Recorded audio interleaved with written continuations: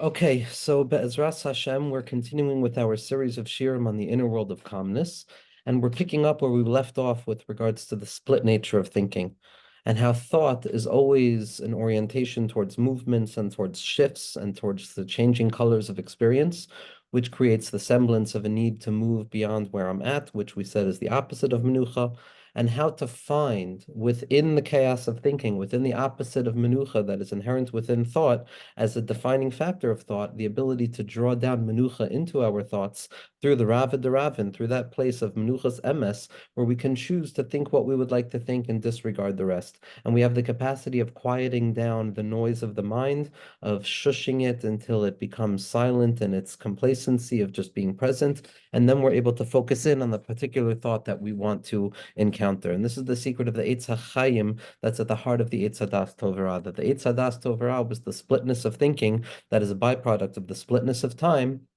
which gives birth to multiple possibilities of how to think, always leaving the thinker with the notion that perhaps there was another or better or more correct way of thinking, which takes me out of the moment because I can no longer focus on my thought right now. And that becomes the place where the human being has the capacity to be boicher b'chayim, u'bacharta b'chayim, to choose a thought of the Eitz HaChaim, to choose the connectivity, the singular thought that connects me to HaKadosh Baruch Hu, that connects me to the world of machshava and takes me away from the noise of the pirud of all of the riboy machshavos that are matayil in my mind. What we're going to talk about today is another tool, another way that the individual can try and find calmness in this world. And like all of the other passages of trying to find calmness, the tool itself is going to emerge out of the opposite of calmness. As we've spoken about so often with regards to the paradigm of healing inherent within the Torah, is sweetening the problem at the root of the problem, meaning to say operating with an understanding that a problem can never truly be a full problem because there's absolutely nothing that is devoid of an animating Nakuda of Kedusha. And when we can uncover the Nakuda of Kedusha, that point of Hippuch, that point of transformation where the difficulty is transformed to be an opportunity, we can uncover the tools necessary to heal. And that's the secret of Mamtik Mar Bamar, the secret of sweetening the bitter within the bitter, because the experience of the difficulty is simply the encounter with the experience prior to its rectification, prior to its proper placement. Now, that doesn't take away the difficulty, God forbid. It's not meant to reduce the value and the encounter that one has with difficulty. It's not meant to whitewash the struggle of a person, but it allows us to have an orientation towards thinking that, yes, in spite of the fact that I'm stuck, I still have the cure within me already. And it's a process of uncovering the cure rather than waiting for some cure to arrive. And the notion that I already have the cure within me, within the very fabric of the difficulty itself, as Rabbi Nachman shows us more than anybody, as we spoke about the desire for Adam and Chava to dress themselves in leaves of the tree that they ate from, which caused them the shame of their nakedness at the very same place, because that's the secret desire to be like HaKadosh Baruch Hu Kavyachol, who reveals that there's no actual opposites. There's only unity. Memela, all apparent opposites have to be uncovered to be rooted in the same unity. There is no greater opposite than health and sickness. And in that place of health and sickness, of disease and recovery from disease, when we can uncover the fact that both of them are inherently connected to one another, as Rabbi Nachman describes in the Avodah of healing, so then we bring the disparity and the disunity back up to the place of Achdus. And that's the midah of HaKadosh Baruch Hu, who is merapah with that which he is makkah with, that the thing that brings about the difficulty already contains within itself the pre-existence, the always already pre-existence possibility of learning how to experience, elevate, and rectify this experience itself. Mineyubei Avenagre, that from the forest itself comes the handle for the axe. The forest is the concealment that blockens the mind of the individual. It's the disparity, the thing that takes me away from unity, that lahat acheref mesapeches, that rotating fiery sword with all of the different trees of thinking that blot out my vision of the unified whole.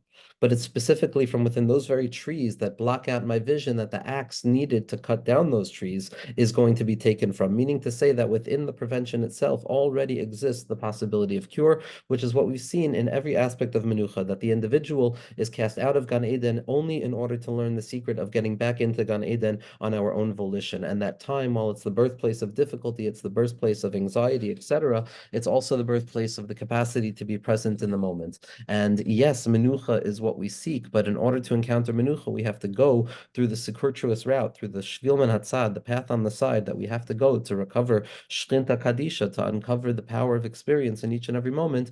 We have to very often go through the two-pronged expression to arrive at a future unity. This is the Yetzer Tov, and this is the Yetzer Hara, as we spoke about, the two ways of thinking, the dual orientation towards time, the splitness of experience, the need towards movement, in spite of the fact that everywhere that I'm moving to is simply the destination where I'll reveal that I never had to move whatsoever. And so the tool that we're going to speak about today is breath. We're going to talk about breathing. We're going to talk about ruach. We're going to talk about what it means on a very rudimentary level to enter into the avoda of breath for the sake of cultivating a calmness in one's life, for the sake of finding menucha.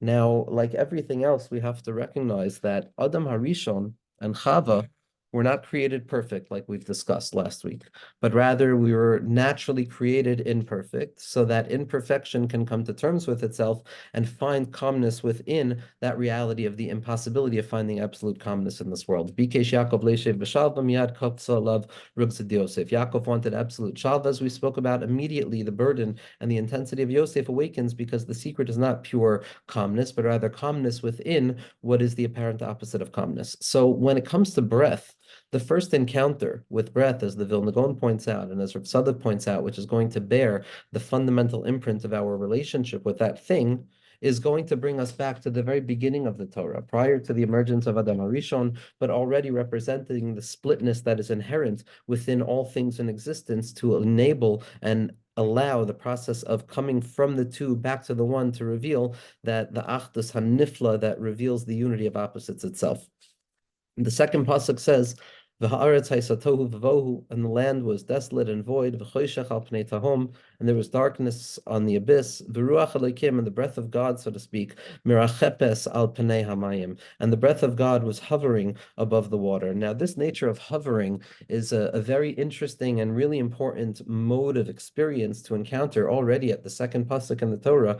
Prior to really any other ways of being mitmoded, we're taught about the nature of hovering, and as Rashi describes very powerfully, so al panei tahom, al panei hamayim shal haaretz, that unity of water and water. This is where this hovering is taking place. So Elokim mirachepes, kiseh hakavod oimer be'avir umirachef, that the kiseh hakavod, that place of bina, that place of developing and understanding of what it means to be a Jew in this world, what it means to find Mashiach in this world, that this ruach of Mashiach that Chazal tell us is hovering, it's hovering in the air. Merachef al panei hamayim. What is this merachef al panei hamayim? Beruach piv shel HaKadosh Baruch Hu. It's the breath, so to speak, of HaKadosh Baruch Hu. Ubema'amaro kiyoina hamerachepes al hakan. And it is like the Yonah, the dove that hovers above the nest. Now, this hovering, as Rashi brings down from the Kobiter, is this notion of covering but not touching, touching but not touching, touching the water in the sense that it is proximate to the water, but at the very same point, hovering above the water as if it's ready to take flight. That mi yitain ever kayoina, that the mashal over here is like the Yonah. The mashal over here is like the Yonah, which is merachef on the kan, which hovers above the nest. So we have a pasuk in Tehillim that says mi yitain li'ever kayoina. So when you look at the Malbim and you look at the Rashi about the nature of the flight that the Yonah takes, it has one wing towards the ground and one wing towards the air, always ready to take off and always ready to land, which means that it's betwixt and between. The nature of the Yonah that we encounter with Noach is there's a Yonah that goes and returns, and there's a Yonah that goes and does not return. The splitness of the Yonah, the splitness of this encounter of Yonah ben Amittai, also the two modes of his experience, running away from Nevuah and accepting Nevuah, touching Nevuah and moving away from Nevuah. This secret of mirachepes is the secret of a hovering, a touching and a not touching, something that is present, but at the very same point, when I try and grasp or identify what it is that is actually present, I come up empty-handed, coming to the realization that what I thought was present is not present. And then when I look at it again and I try and grasp it, it disappears out of my hand. The entire experience of Shir Hashirim, to a certain degree, is this hargasha of mirachepes, of touching and not touching, arriving and not arriving, reaching and not reaching, this split duality of an experience that is nonetheless encountered in the very same singular pulsation. This touching and not touching is not sequential. It's not I'm touching and then I'm not touching. The dove has one wing here, and two wings here and then two wings there. No, the dove is split betwixt and between, one wing down and one wing up. The spirit of Mashiach Kavyachol, the Ruach Elokim, the breath of God, so to speak, is ultimately touching and not touching existence. So we see at the first encounter with this notion of Ruach, the Ruach of HaKadosh Baruch Hu Kavyachol, the breath of HaKadosh Baruch Hu, as we're going to see, which creates the world and creates the self, Kavyachol, is ultimately already functioning within this movement of mirachepes, of touching and not touching. And then based on the Arizal, that mirachepes is also a hint to the entire process of the shvira and the tikkun of meis rapach, that the 288 sparks fell down, which is the opposite of menucha. It's the chaos and the tohu that we're going to discuss that brings us out of chaos into a chaotic form of menucha, of the effort for menucha. So this word merapeches, this hovering, which already hints to the split nature of shvira and tikkun, of breaking and building, which is the very same dual pulsation at the heart of a unity, we already see that it applies kavyachol to HaKadosh Baruch Hu's breath as well at the beginning. And so this split nature of breath of HaKadosh Baruch Hu, and this breath of HaKadosh Baruch Hu, Kavyachol, becomes fundamentally significant because when it comes to the Tanya, which is rooted in previous Svarim of the Alter Rebbe, so there's a very important Svar that is revealed to us, or a very important truth that is revealed to us immediately, which is that on the level of the Yechida, on the level of the self within breath itself, the Chaya, that which is surrounding me, the air that I'm bringing in and expressing outwards, that's the Chaya. It's not an internalized experience necessarily. It's not a conscious experience. It's something that is perpetually happening. The attempt to make breath conscious is the attempt to bring the Chaya into the Naran and to take something that is surrounding my mind and to allow it to enter into me so it can become an embodied experience. But the work of breath, the work of breath is summoning us to the fact that ultimately we come from beyond ourselves, that we don't know ourselves fully. Breath reminds me, it beckons me to remember that my source of inspiration, quite literally, the inspiration of my vital experience in this world, the vitality, the chayas of breath itself, that comes from a place beyond me. Again, putting me in the position of realizing that there is an avir delo yasyada, there is an unknowable air that surrounds me, ever beckoning the mind to return back to its dependency upon something, the fundamental dependency of avir. And so we know that what's the neshama? The neshama is the ruach of Hashem. The neshama is the breath of HaKadosh Baruch Hu. And as the Sefer Haba here is utilized in the Meforshei Atanya, man de nafach mitzoichoi nafach, that HaKadosh Baruch Hu breathed the soul, the neshama, which shares the same etymological root as neshima, as breath, into the Jewish individual. And that breath is none other than the ruach of HaKadosh Baruch Hu, because man de nafach mitzoichoi nafach, one who breathes, Kavyachol, is breathing from within themselves and transforming that vitality into the next space, and that breath that animates the soul of the Jewish individual, the chelek alokai mimal, that's perpetually running and returning, as we're going to see, in the very nature of the merachepes nature of HaKadosh Baruch Hu's breath, that's coming from this touching and not touching that HaKadosh Baruch Hu expresses him with. And the nature of our souls is going to, by definition, be something that is split in the very same singular unity of a running and a returning, a touching and a not touching, a merachepes, a noga ve'eno noga, a mati v'loy mati, as we're going to see, be'ezras Hashem. So this nature of HaKadosh Baruch Hu's breath becomes fundamental to the constitution of what it means to be a human being, and that's why we find it already at the very fabric of the ontological beginning of creation in the second pasuk. Then when we look further on to where we left off last week with Vayetzer Hashem Elokim as Adam and Afar, that HaKadosh Baruch Hu created the individual from the Afar, which represents the moldability of the individual, the splitness of the experience, Yetzer HaTov and Yetzer Hara, Yitzir Lebishu, Yitzir Letav, a good creation and a bad creation. What Rabbi Nachman said is the Yetzer HaTov and the Yetzer Hara, and ultimately it's from within the battle of the two that we're meant to reveal the supremacy of the thing that both the Yetzer HaTov and the Yetzer Hara are serving, which is HaKadosh Baruch Hu. We're meant to come to that place of the innermost point that contains both of them. And after that Vayatzer, that creates all of the duplicitous nature of thinking, so we see Vayitzer Hashem Elokim es ha'adam afer min ha'adama, v'yipach ba'apav nishmas chayim, v'yihi ha'adam lanefesh chaya. That the very nature of the breath that HaKadosh Baruch Hu breathes into the individual is the soul of the individual. And as we're going to see, the soul is fundamentally tied up with the question of breath, with the work of breath, with the ability of breathing, because the soul seeks comfort, and the comfort is the calmness of the soul. And calmness is fundamentally rooted in our capacity to breathe, to recognize the inability to breathe, to then learn the process, the painstaking tasks of learning how to breathe slowly but surely and coming to a place of mindful breath, which is going to be when the moyach is shalit on the lave, which is the source of breath, as the Vilna Gaon says, that the lungs and the heart heart are fundamentally connected to one another. As we're going to see that Dimyon and Dam and the Defikas Halev and the heartbeat of the individual, again, which is composed of the very same back and forth pulsational process, which is the unity of opposites within the delicate dance where both give birth to a power, an impossible power that is greater than their differences. That very same pulsation that's taking place in the heart is the one that's taking place in the lungs. And the lungs of the heart, as Rabbi Nachman is going to show us over and over, have a fundamentally delicate relationship with one another, that if it were not for calming our breath properly, then the heart itself and the movement of the self out of itself with ferocity would be too much for us to handle. So we see that HaKadosh Baruch Hu breathes life into us. And what is this nature of breath that animates the Jewish individual, that animates the self?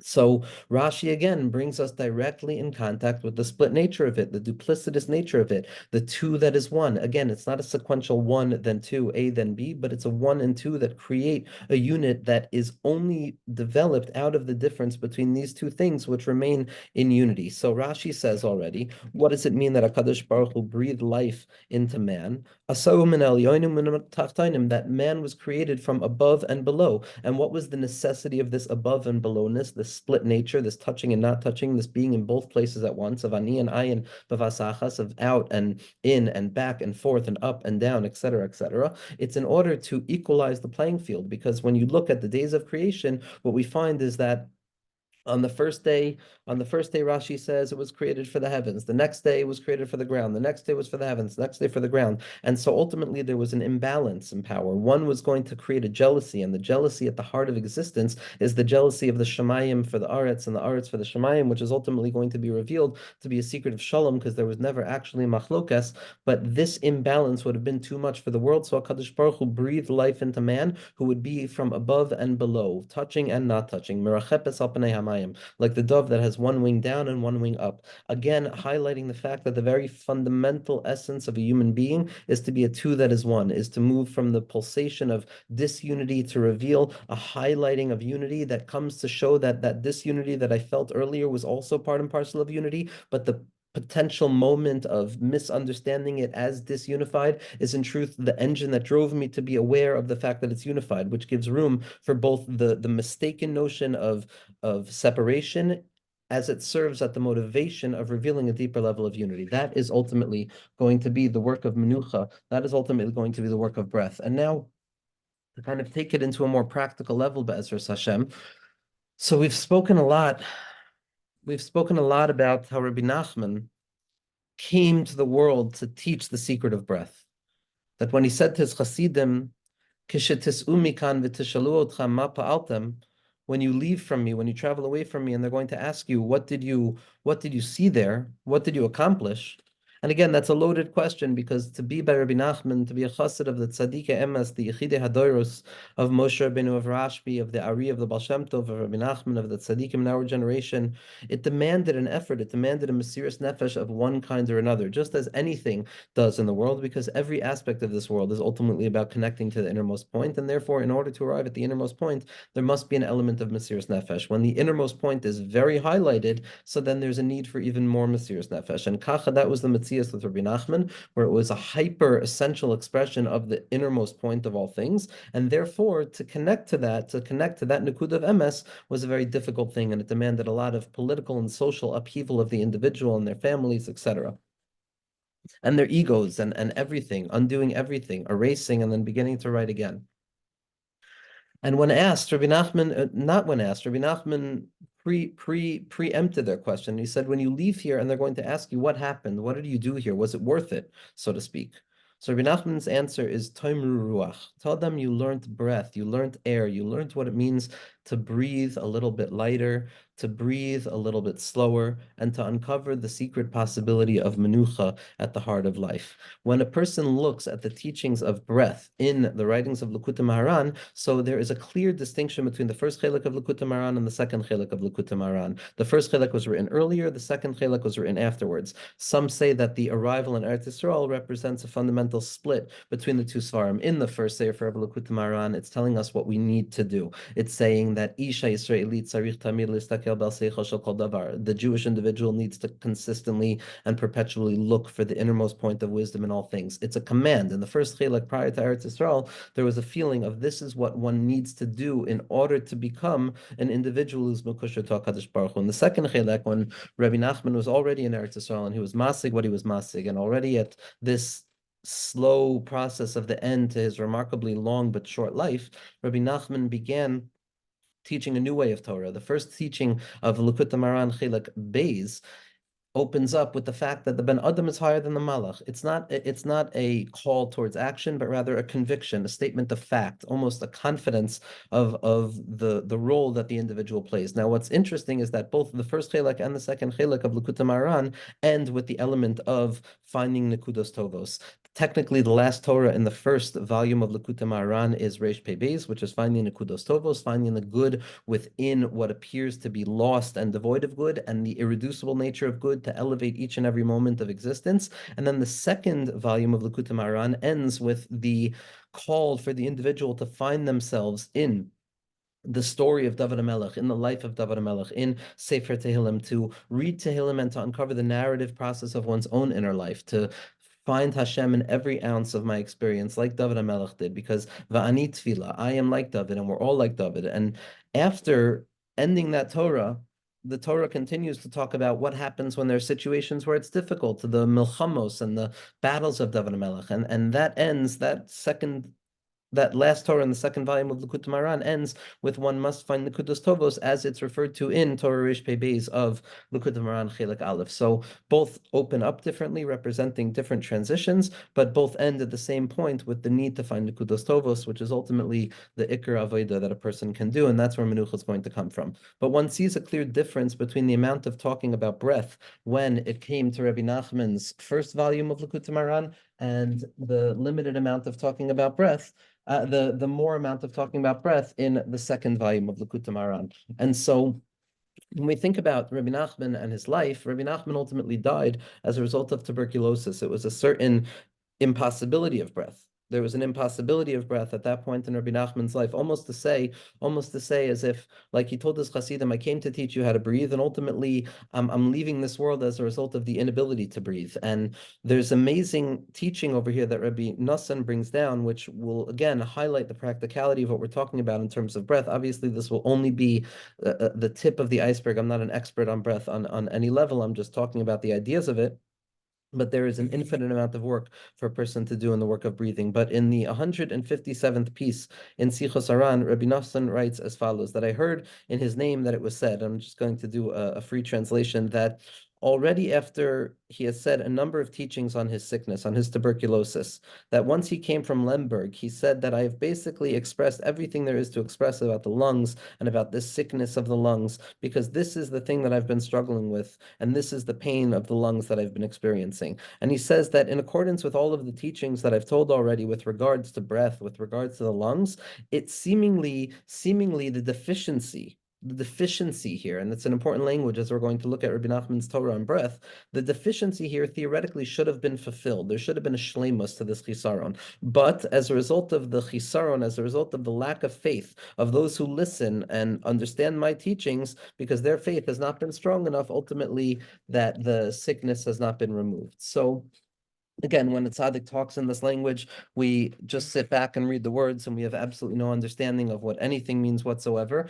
But in our humble attempt to understand, we can see that Rabbi Nachman wanted to convey and really rectify the chisaron of breath, and ultimately he wasn't capable because we didn't listen well enough. We didn't believe that simply with the simple act of changing how we breathe, simply with reorienting ourselves towards what breath is, what the basic vital nature of being a human being is, we are missing out on the rectification of the Reya. We are missing out on the rectification of what it means to be a Ben Adam, of what it means to be a person who's higher than a Malach, as the second volume of Likutei Moharan speaks, which is where most of the teachings of breath are going to be. Now, the nature of Merachepes, the nature of Mayim, the nature of touching and not touching, is a fundamental element of breath. Breath is the movement inwards, the holding of that thing which has been brought in, and the movement outwards and the expression of the breath externally, again, putting it back into the place from whence it came. Breath is a drawing down of vitality or a drawing in of vitality, an inhale, the allowing of bringing something in, holding it, cultivating a receptacle, making myself into an empty vessel that has the capacity to receive that which is coming from outside of me. And then to feel the growing presence of the breath, to feel the inner claustrophobia that grows as the breath is held, and then to slowly but surely exhale that breath delicately outwards, and to feel the cathartic relief that comes when the thing that was creating the tightness inside is ultimately going to be expressed externally. That's breath in its orientation in a healthy way, the calmness of breath, extending the breath, not breathing too quickly. We find ourselves in Parsha Shemos where the entryway into Avdus, the entryway into servitude, was expressed as koitzer ruach, a shortness of breath.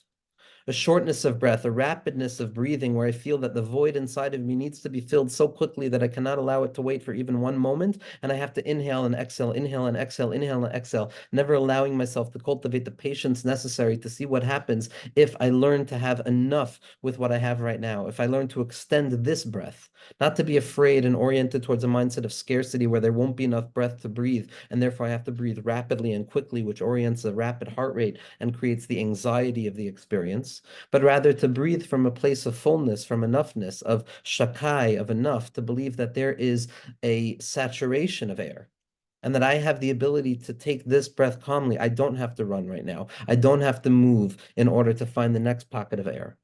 That's arichas af. That's the extension of breath. That's the long-winded nature of patiently moving through this world with a tolerance of waiting. But then there's Ketziras Ruach and the inability to breathe, and that's oriented by the experiences that are going on the outside. In accordance with the busyness of the mind, which we discussed last week, which is a birthplace of the busyness of what we're exposed to, the individual loses even the capacity to even contemplate that we're a breathing creature. We forget that we breathe. It becomes an automatic process that we pay absolutely no attention to, assuming that it's functioning the way it functions because we never need to check in with its functioning. But unbeknownst to us, the difficulty with breath and the inability to breathe properly and the unwillingness to pause and to try and breathe properly is the source of so much of the recreation and the reperpetuation of the pain that we're trying to escape from as a result of the quickness of our breath. And so this Ketziras Ruach, as the Ramchal says famously, that what is this Ketziras Ruach? This is what Paro Harasha did when it came to enslaving the Jews, that he burdened them with the work. What does it mean that he burdened them with the work? His intention was to ensure that they had no empty space whatsoever, to not allow themselves to pay attention to the heart of what was actually going on, to try and cultivate some insight against what was going on. But rather, his effort was to ensure to bother them to the degree that their hearts were completely consumed by the non-stop perpetual nature of that which they needed to pay attention to and contemplate. This was the Eitzah. This is the tool in which the negative drive literally uses when it comes to human beings, says the Ramchal. Because the individual who finds themselves in a battle, but who is learned in the ways of the Eitzah Hara, can slowly but surely understand that there's a deep wisdom necessary for overcoming it. But this Ketziras Ruach, this shortness of breath, this suffocation, this feeling that I can't draw down the vitality anymore.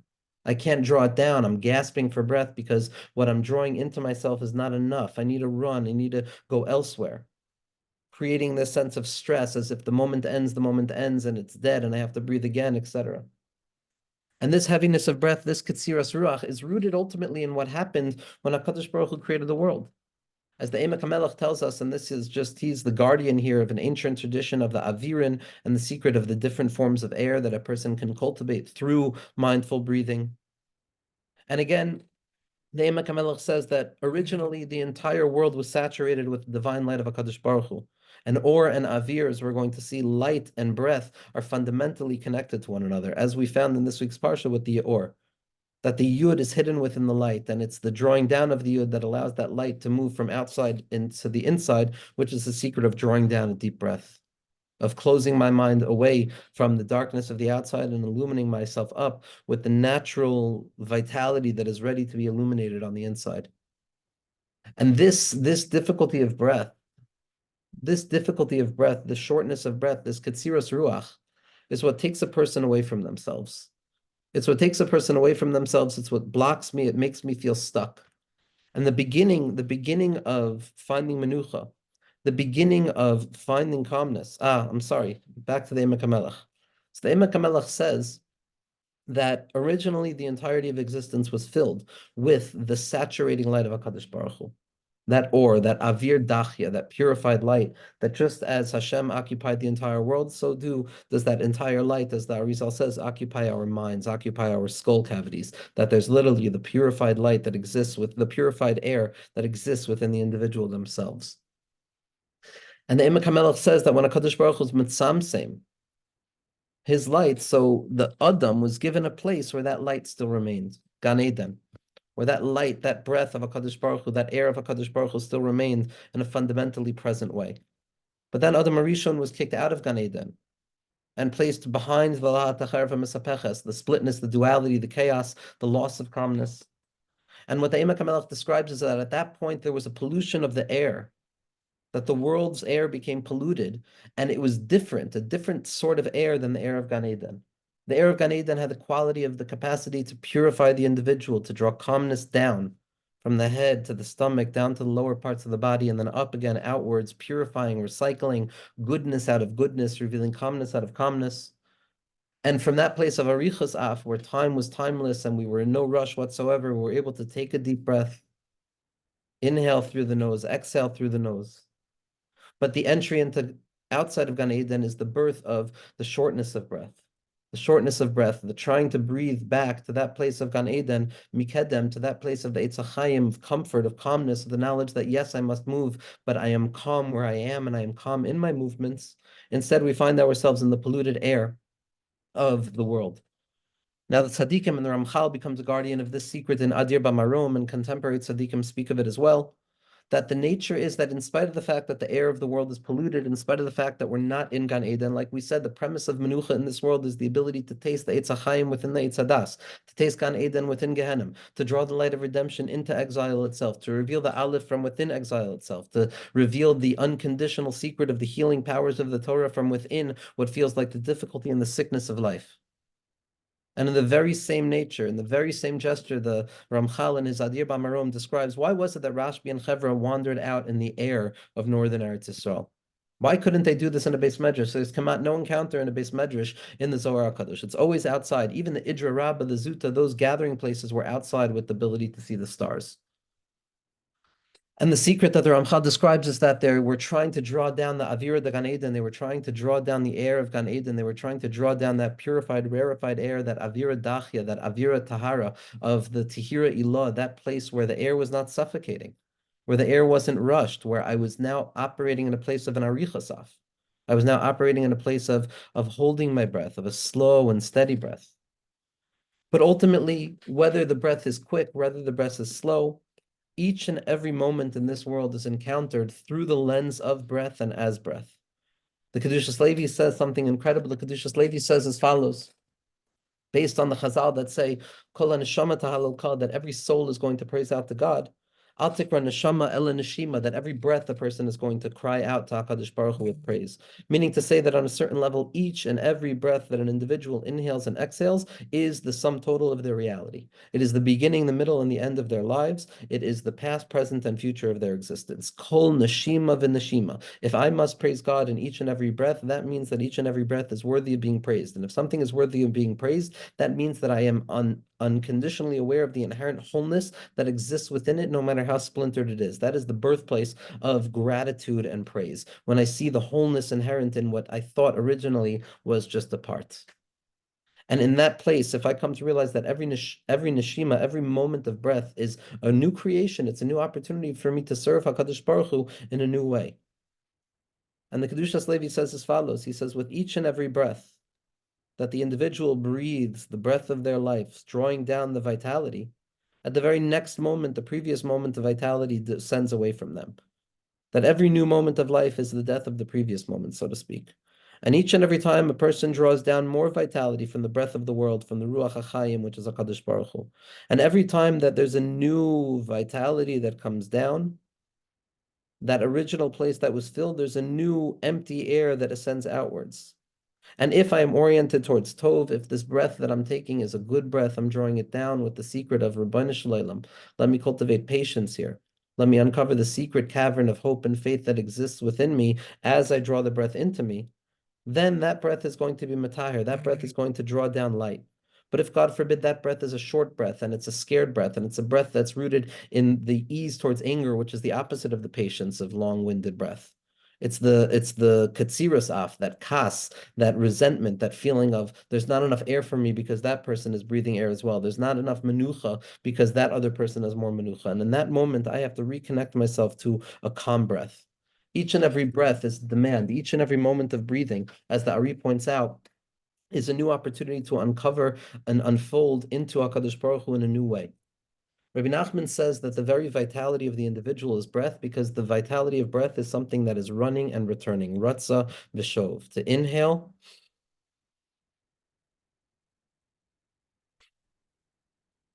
to bring in and to let out, to bring in, to allow things to run inwards to a source, that feeling of inspiration, of drawing more into myself, and exhaling and allowing that inspiration of the moment to now become the desperation prior to the next moment, and to allow the air that gave me life and vitality the moment before to give way to the new breath that's going to give me vitality in the next moment. Now, the very delicate process in which the previous moment ends and the next moment begins is one fraught with shame and difficulty and the dangers of death. Because if I feel that what I'm operating in right now is not good enough, and that's why I have to go to the next thing, then I'm never going to be satisfied, because each and every moment is going to feel deficient. But if I can learn that, no, this moment is whole in its breath, and the next moment's breath arrives, not because that was deficient, but because everything is deficient on the march towards a wholeness that is never graspable. That the menucha comes from tzaddikim ein lahem menucha lo ba'olam hazeh lo ba'olam haba, because hilchim mechayel al chayel.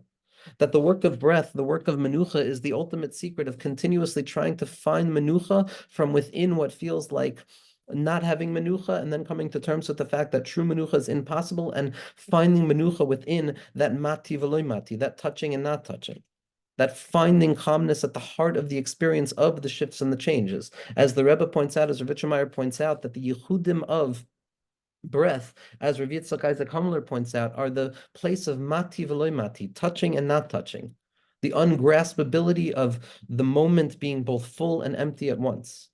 That I need to learn to breathe not out of desperation, which is a katsiras ruach, which is that there's not enough breath for me, and this has to be a quick one because I'm going to lose out on the breath of the next moment. And only when I realize the brokenness of this breath do I again gasp for air because I don't have anything else. That's a mindset of impoverishment. That's a mindset of the opposite of menucha. It's a yegia. It's a running and returning feeling that everything is deficient, rooted in the time that brings death to a person. Arichas af, the extension of breath, the willingness to bring it in and hold it, highlights for me fundamentally that I don't need to rush right now. There is enough in this moment. Shakai, there's enough in this breath, in this moment. Let me breathe. Let me breathe to uncover the latent capacity that I have within me in order to deal with this moment in front of me. And let me draw down deeper when I need to. That to inhale and to hold it, and to contemplate, as the Rebbe points out, based on the previous tzaddikim, the air entering into my mind as a form of illumination, of comfort. And then instead of the natural tendency to exhale so quickly because of that mindset of scarcity or that feeling of scarcity or stress, allow the air and that light to descend further down into the second half of my body. And then to allow that breath to go further down and to allow the breath to fill the entirety of the body, of the ruach mamalala, that the air is meant to fill. And then to allow it to do its work, to feel that comfort, to feel that warmth of a new vitality that is coming into me. And then at the very same moment to be prepared to let go of it and recognize that it did its job. This neshima, this breath was what it needed to be. And I can say, Hashem, this is a good breath. I took this breath from the tzaddik. I took this breath from the goodness of the world. I took this breath from you. I took this breath from Gan Eden. And in the next moment, we have another opportunity to fight for the next breath. Kol neshima v'neshima. But the deeper one holds their breath, the deeper one draws in from the reyach, and it's all about the nose. The nose is that one place that wasn't nifkam by Adam Arishon and the Chet. And the nose is the purest access point to Gan Eden. Reach of Gan Eden, Re'er B'ni Reach HaSadeh, the Kestei Tapuchin, that Stei Tapuchin Kadishan, as we know that tzaddikim, their noses are the closest thing to perfect in this world. The Balatanya wouldn't let them do anything that would touch his nose. The Jewish obsession with the nose and our enemy's obsession with the Jewish nose is rooted in a high place, that choitem, that purification of the stench of this world. The Ketairos that illuminates the Reach, that brings the Ruach HaPeinu Mashiach Hashem, the ability to draw down the Reach of the Shoshana Ha'elyona, to smell our way back into Gan Eden, the Reach, inhaling slowly and allowing it to settle, and closing the eyes and contemplating. As we're going to see, the Rebbe says that when you contemplate the breath coming in, think, Sam l'cha nafshi, kam l'cha basari, yearn for HaKadosh Baruch Hu. I'm drawing in new vitality to myself. And when I allow the breath to expire again, I'm recognizing the limit of that hope of that moment and coming to terms with the fact that the next moment will bring a next breath, and the next breath. Rabbi Nachman says that chutz la'aretz, the place of anger in the mind, is ketziras ruach, it's shortness of breath. It's quick towards anger. It's what happens in Mitzrayim when there's a constriction and one is running around without any idea that they are creating the urgency that they feel is so fundamentally real simply by the fact that we haven't uncovered the secret of the Ruach, that Rabbi Nachman wanted us to learn how to become, that Rabbeinu Shalom wants us to become, that all of the tzaddikim, the Gra, all of them, the Baal Shem Tov, the Ramchal, the Rashash, everybody, they want us to become Menuchas Emes Sha'at Tzeba. That is the apex point of the entire week. Mincha on Shabbos, Rav de Ravin, where we can ask for anything that we want. It is the highest point of desire. And what do we ask for? Menuchas emes sha'at. We want actual calmness in this world. We don't want fake calmness. I don't want a calmness that doesn't demand a v'yatzich molisbol. I want a calmness that is going to demand attention to the moment and to the breath of every moment. If I have to be aware of the changes and rapid shifts and the unchanging nature of life, then allow me to inspire each moment with a breath of life, with a neshima de kedusha, to calm the moment down. There's no moment that is going to lose out by taking a deep breath at the beginning of it, and then taking another deep breath at the middle of it, and taking another deep breath at the end of it, to open myself up, to ensure that I don't fall into a parsha stuma, where there's a ketziras ruach, where I can't breathe, where it feels like a person can't move forward because there's not enough oxygen left. To open oneself up, to close the eyes, to draw the breath down into the stomach, to believe that every breath that I bring in is a moment that is singularly unique in the grand history of existence, and it is my opportunity to elevate this breath, to breathe deeply, to practice the art of breathing, to spend 10 minutes a day, to spend 5 minutes a day paying attention to the breath that emerges out of ourselves, to pay attention to that rutz of a shov. And it's in this that Rabbi Nachman really gives us the most fundamental insight as to the nature in which we encounter breath. That to encounter breath is as follows. Hine yakar genuche genach, that a krech from a yid is such a heilige thing because it fulfills all deficiency. Because breath itself is the thing that draws life into the individual. And when something is filled with its breath, when each breath provides fullness, then a person has what they need. But when there's a deficiency in something, there's a deficiency of breath. I haven't held the breath long enough.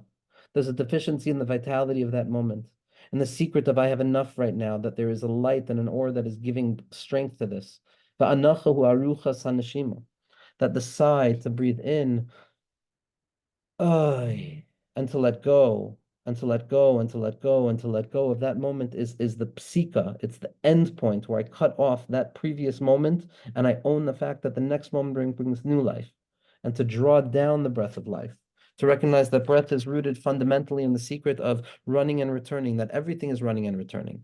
And when I uncover the process of learning to run and return and find menucha in that place, so that's when I'm going to find menucha. Rabbi Nachman says that the heart beats so deeply and so quickly that it wants to find HaKadosh Baruch Hu and run towards the infinite every moment. And if it were not for the breath and the air of the deep breath, of drawing in breath, then the heart would overcome the guf, the heart would overcome the body.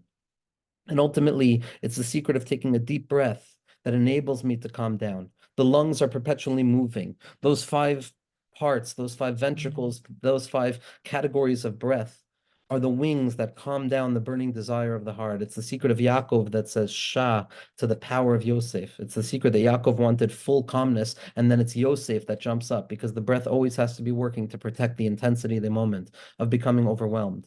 And Rabbi Nachman says that the nature of breath is that it's touching and not touching, it's running and returning, it's moving back and moving forth.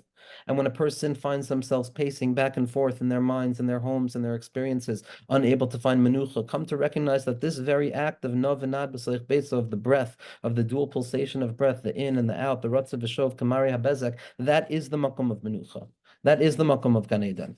And as the Rebbe says as follows, the Rebbe says something incredible. He says a person has to understand how much effort is necessary to begin the process of breathing. And the ikar way of processing to breathe is paying attention to the fact that what surrounds you is a light of kedusha and holiness that needs to be drawn inwards. And a person should keep in mind with every breath that what I'm trying to do is I'm trying to connect to you. At the first stage of breathing, where a person is battling to keep that air inside for a longer time, they should have the intention of my soul yearns for you, God, with all of their strength, that I want and I desire so much to come close to you, HaKadosh Baruch Hu, to shatter all of the preventions and the divisions that separate me and you. And from the strength of this connectivity, I break and I shatter apart the lahat acher from Esapechas, that difficult place that blocks me from connection. And in that place, I break down the first barrier. And then a new light comes and it descends further downwards. And again, new barriers and more light descending downwards, which is the ikar secret of Geula. That breath is the secret of Geula. Then when I can be patient, when I can breathe deeply, when I can calm my breath, I can uncover the secret of Arichas Af, of Eretz Yisrael, what Moshe Rabbeinu wanted so badly, the secret of Avir the Eretz Yisrael Machkim, that a person learns how to take a deep breath in Eretz Yisrael. And a person can learn how to breathe in the air of Eretz Yisrael as well. But it's in the breath that we find Menucha. And Be'ezras Hashem, it'll be a separate shir in the Hamshach of the Yechudim from the Rebbe Shlita, where we talk about the work of breath, but this is just the beginning, a tamsitz of a certain element of how breath can bring us back to that place of Menucha Be'ezras Hashem.